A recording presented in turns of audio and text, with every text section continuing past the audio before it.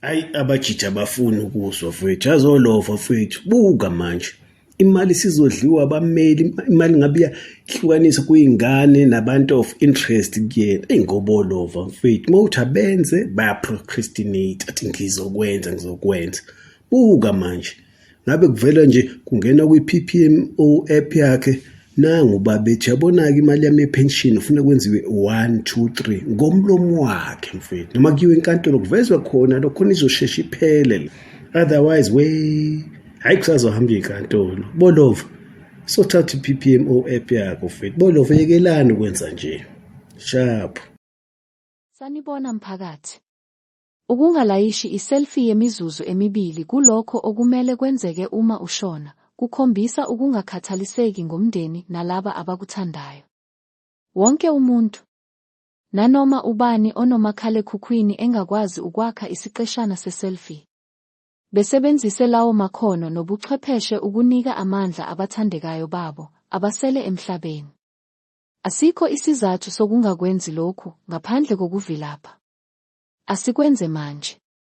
Ungakhunjulwa ngokungawukhathaleli umndeni nokuba ivila. Bathi nomdzala bekede iwili, uyabona. Uphile nabo ke bafati ukwahlala nalomunye wakaSilinza. Wahlukana naye wabuya wahlala nalo bekahlala naye nyalo wakamnisi solo, bantu lo wakamnisi naye wathi ukuthi bashadile nalo wathi ukuthi bashada. Home Affairs ithi hawu. Certificate nasi yasho la ukuthi never married. Lo mdzala ngathi wenda ingwiji khwephu, uhleli nawe wathi uthi nishadile kana akashadi. Corruption phakathi ekhaya. Uyabo?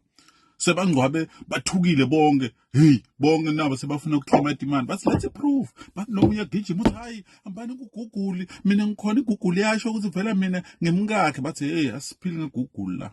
Akasashade lo muntu lo. Akunamali esuyirelease. Nabantwana bathukile bathi hawu Nkosi yami, hey ngithi bantwana bakhe siyede namaphepha. Bathi akuveli la.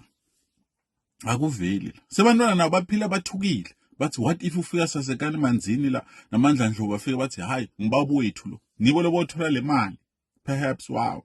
So kumatima kakhulu but mathuba avulekile nawe ungazama liphepha lakho uhlanganise nawe ubona ukuthi neja uvele lapha so ufaka inzilo uthi ngimake mabuza na incwadi emalobolo. Uyakubona uthola umalume bekugcakwa le 45 million singayiya nami ngisalungisa amaphepha nje ukuthi ngibe ngimvusi mabuza ngiye khona lapha sengena nabo sasekani manzini perhaps, you know. Wow.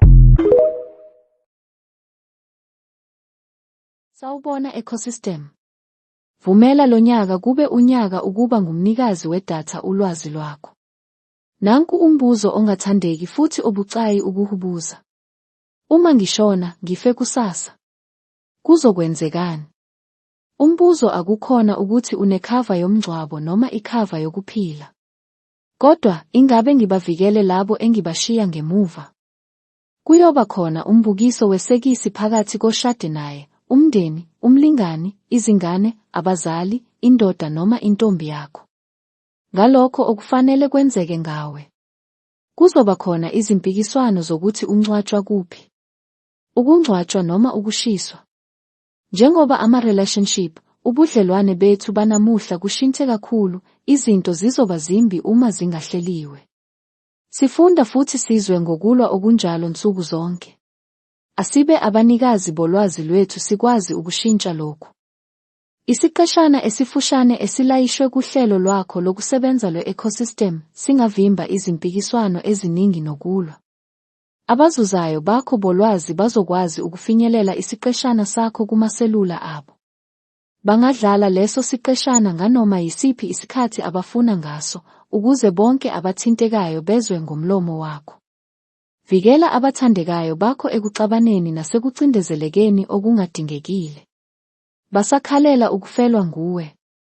Zibuze ukuthi ingabe bayokwazi ukuthi yiziphi izifiso zakho, usuthule. Yakha iselfie yemizuzu emibili bese uyilayishe kuprofayela yakho. Ngaleyo ndlela uyoshiya ukusebenzisana nothando phakathi komndeni. Kwenze manje, usuku alaziwa.